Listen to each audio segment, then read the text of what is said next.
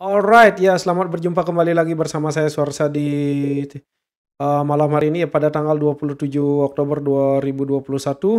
Apa kabar kalian semua? Semoga selalu dalam keadaan sehat dan berbahagia tentunya meskipun market tiba-tiba drop ya, dan tidak ada hujan, tidak ada angin, tidak ada berita apapun ya yang terjadi di market dan tiba-tiba Bitcoin ngedrop dan juga, mmm Ethereum, Binance semuanya, kita lihat Bitcoin mengalami penurunan sekitar, -5,3% dan kemudian Ethereum di 4,4 -4,4%, dan rata-rata memang altcoin juga, mengalami penurunan ya.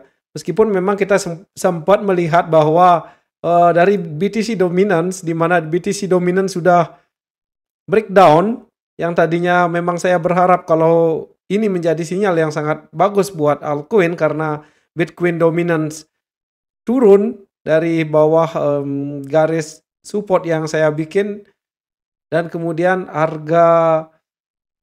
saya mengharapkan harga Bitcoin stabil ya. Ternyata Bitcoin dominance dan tiba-tiba saja melonjak ya. Sempat hingga menembus MA20 di area 45,42% di sini. Lalu apa yang kemungkinan terjadi ya dari penurunan ini dan apa kira-kira penyebabnya? Saya juga dari tadi mencari berita-berita terkait namun, tidak ada ya kalau kita lihat dari Fear and Greed Index ya menunjukkan angka yang lumayan tinggi juga, masih masih lumayan tinggi ya di 73, di mana saya sempat membahas pada video sebelumnya, sekitar 3 hari yang lalu mungkin ya, ketika Fear and Greed Index ini menunjukkan di angka 82 ini ya, sekitar seminggu lalu berarti saya membahas tentang Fear and Greed Index ini. Makanya kita memang perlu untuk berhati-hati ketika greedy mendominasi market. Namun di sini tidak ada hal yang signifikan ataupun berita negatif terhadap Bitcoin. Saya cari dari Cointelegraph, di Cointelegraph malah Dubai Finance Watchdog, approve listing of Bitcoin Fund. Ini merupakan berita positif ya.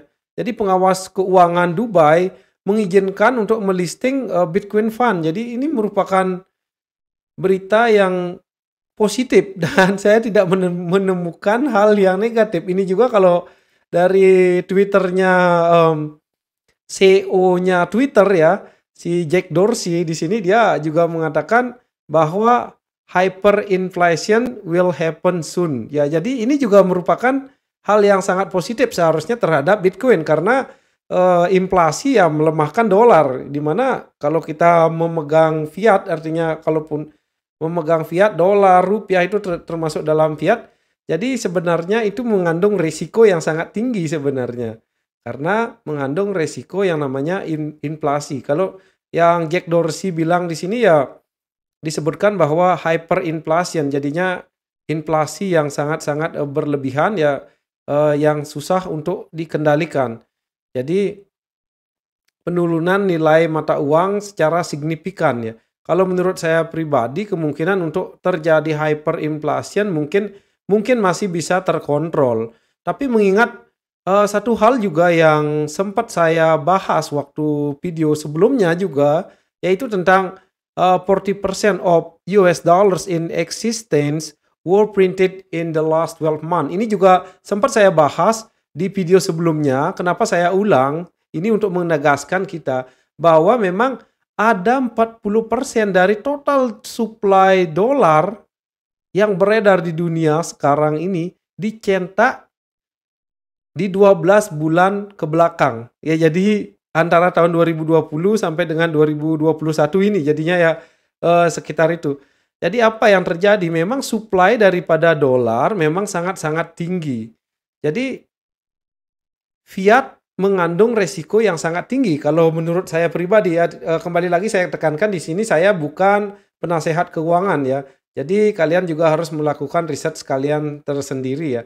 Jadi ini hanya pendapat saya pribadi mengenai apa yang saya ketahui di sini. Jadi lalu apa? Jadi saya masih memandang Bitcoin sebagai salah satu aset yang sangat profitable ya, sangat memiliki potensi yang luar biasa di masa depan dengan adanya inflasi yang kemungkinan bisa saja sangat tinggi terjadi di Amerika bahkan di seluruh dunia. Seperti apa yang terjadi sudah di beberapa negara yang mengalami inflasi ya seperti Zimbabwe, kemudian Venezuela, di Argentina juga terjadi, dan di banyak negara terjadi karena memang dolar dicetak saja tanpa adanya backup apapun ya, tidak memiliki value intrinsic value jadinya ya. Dan sebagaimana memang dasar dari diciptakannya uang ya, saya juga sudah jelaskan di video sebelumnya bahwa uang diciptakan adalah karena memang uang adalah merupakan backup ataupun surat atas kepemilikan atas emas ya, di awal uang diciptakan ya. Dan ketika tahun 1971 ya si Presiden Amerika Richard Nixon ya membatalkan Bretton Woods Agreement ya, di sana emas tidak digunakan lagi sebagai pencetak ataupun backup daripada uang. Jadi itu yang merubah sistem di mana terjadilah inflasi terhadap uang ini ya. Jadi itu yang merupakan hal sangat mendasar ya. Jadi mereka The Fed seenaknya saja bisa mencetak apalagi sekarang untuk pemenuhan support untuk pemerintah US, maka disalurkanlah uang ini yang dicetak ini sehingga nantinya akan banyak uang. Dan ini kembali lagi ke hukum supply demand ya, di mana supply yang berlebih ya akan mengakibatkan inflasi ya, jadi tidak bernilai lagi ya. Jadi ini hanya gambaran sedikit saja ya sebelum kita ke chartnya Bitcoin lah. Kemungkinan memang dari sini kita bisa berkaca, kalaupun memang terjadi penurunan di Bitcoin seperti apa yang saya sudah sampaikan di video sebelumnya, bahwa ini merupakan satu kesempatan kalau yang saya lihat. Oke, kalau dari Bitcoin dominance kita sudah bahas, memang terjadi penguatan di sini dan ini berakibat lumayan buruk terhadap altcoin ya, di mana ada altcoin yang sampai turun sedalam 8%, 10%, bahkan ada yang lebih dari itu ya. Inilah penyebabnya ya. Jadi money flow kembali ke Bitcoin ya. Kalau kita lihat ya, kita bahas saja langsung ke chartnya Bitcoin.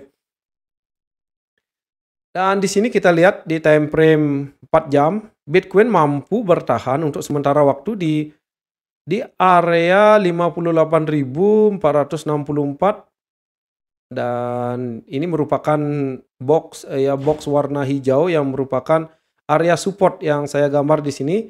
Ya sempat saya sampaikan di video sebelumnya, ada kemungkinan memang area ini akan tersentuh dan mudah-mudahan saja mampu membalikkan atau terjadi rejection di sini dan kemudian berada di atas support trend line yang saya bikin yang berwarna orange di sini.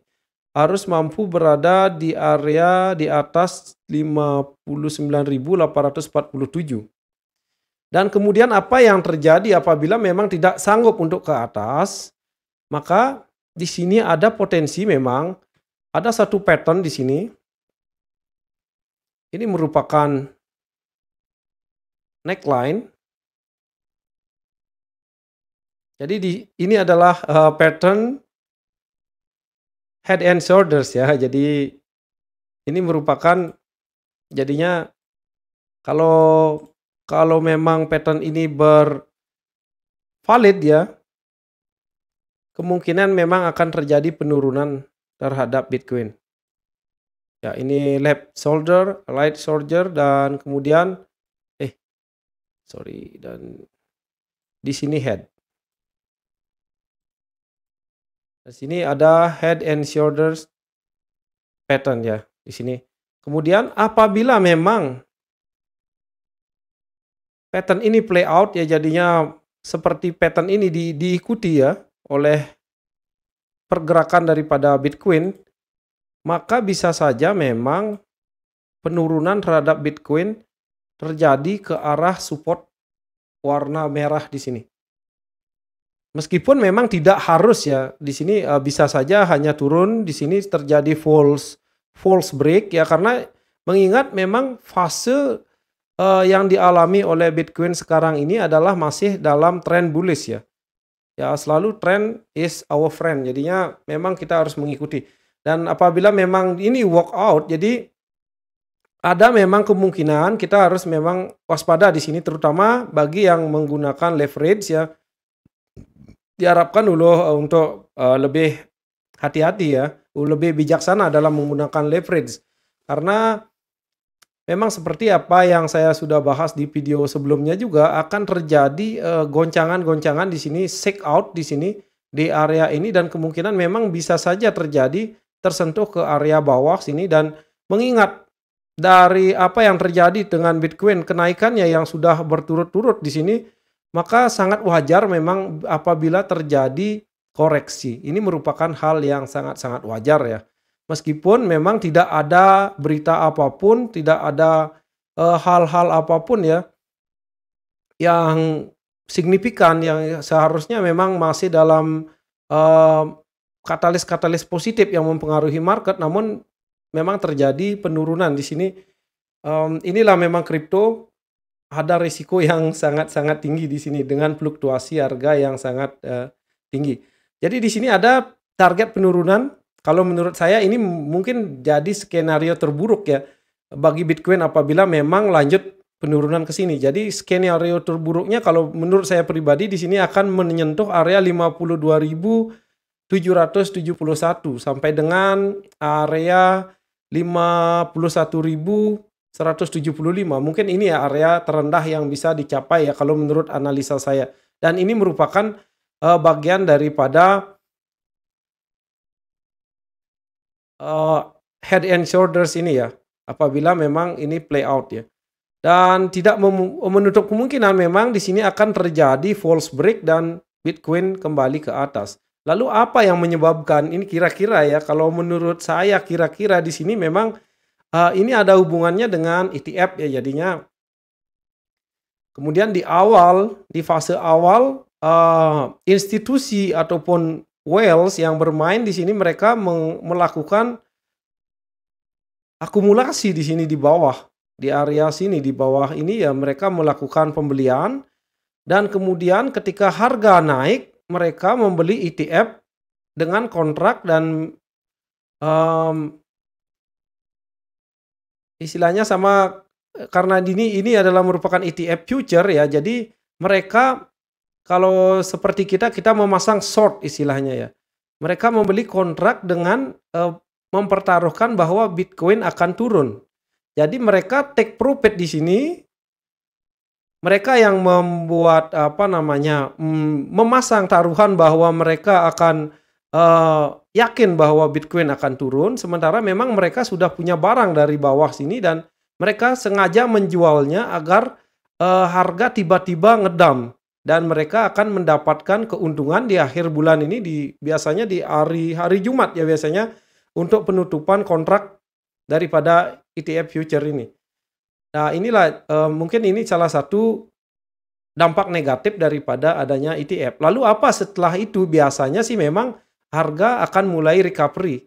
Walaupun tidak menutup kemungkinan memang harga di area 52.824 ini sampai dengan 51.228 ini bisa saja memang tersentuh ya. Namun bagi saya ini merupakan salah satu kesempatan kita untuk membeli Bitcoin ya. Kenapa? Karena memang setelah ETF future, kemungkinan besar memang ETF spot pun akan diregulasi ataupun akan disetujui oleh SEC. Jadi ini merupakan hal yang sangat bagus, dan ini juga merupakan ada satu analisa juga yang sempat saya baca bahwa memang akan adanya akumulasi dari instansi maupun mungkin negara-negara yang memang sudah berniat untuk mengakumulasi Jadi dia tidak membiarkan sebegitu saja Bitcoin untuk naik karena mereka pun tidak mau membeli Bitcoin di harga yang tinggi. Mereka menginginkan Bitcoin di harga yang lebih rendah. Itu simpelnya seperti itu. Memang karena itulah mereka sengaja mendam harganya didam dengan disengaja ya ini ya. Kalau saya lihat ya karena tidak ada berita apapun yang mempengaruhi sementara dan juga dari Fear and Greed Index masih di 73 artinya investor-investor retail masih memegang barangnya. Mereka tidak ada fear ya, mereka tidak ada sedikit yang cut loss dan kemudian di sini memang akan sangat berdampak market ke market future juga ya bagi yang menggunakan leverage ya. Nah, kalau memang ini terjadi ke sini dan ini menurut saya merupakan area beli yang sangat bagus buat Bitcoin.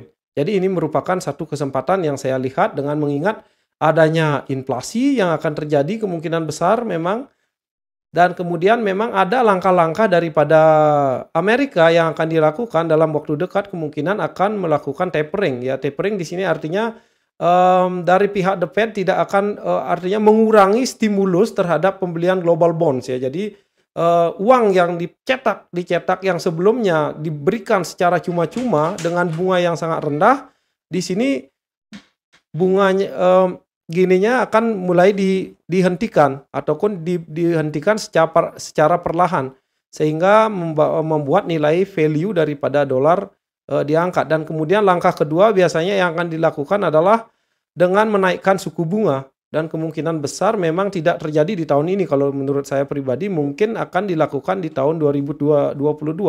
Apakah ini akan menghindari inflasi? Kalau menurut saya tidak. Dengan jumlah total supply dolar yang sudah dicetak hanya dalam 12 bulan sebesar 40%, maka ini sangat-sangat memang kemungkinan untuk terjadi inflasi meskipun tidak hyperinflasi, mungkin inflasi pasti akan terjadi, mungkin dalam persentase yang lumayan tinggi ya. Dan itu saja sih untuk Bitcoin ya. Jadi kalau menurut saya ini merupakan satu hal yang wajar kalaupun memang terjadi penurunan.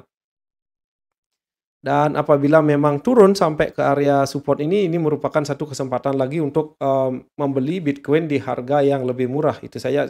Seperti apa yang saya sudah sampaikan di video sebelumnya juga saya sudah menyampaikan kalau resist ini tidak mampu di breakout maka memang ada kecenderungan untuk sideways maupun memang untuk turun ya. Di sini mungkin ada gejolak apalagi memang kalau support yang sudah di breakdown di sini di area support line yang saya gambar di support line yang berwarna orange dan juga neckline daripada head and shoulders ini tidak mampu di breakout ke atas maka memang ada kemungkinan untuk melanjutkan penurunan.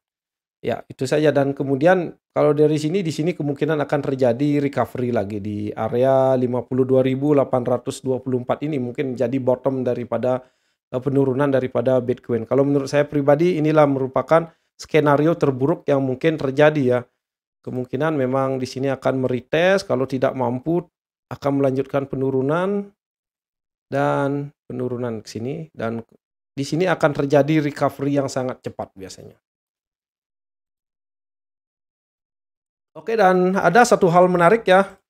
Ya, Shiba Inu lagi dan lagi di sini Shiba Inu mampu melanjutkan kenaikannya dengan sangat-sangat luar biasa meskipun Bitcoin turun, Bitcoin dominance naik dan Shiba Inu masih tetap dalam tracknya dan saya sudah bahas di video yang baru saja saya rilis dan targetnya masih sama dan ini merupakan hal yang sangat-sangat bagus, sangat-sangat bullish. Di sini saya pasang target di sini daripada cup and handle yang terjadi di Shiba Inu maka targetnya sudah sangat dekat di area 0,00006439. Di sini merupakan target awal ya. Di area sini saya tandai dan kemudian ada satu area lagi.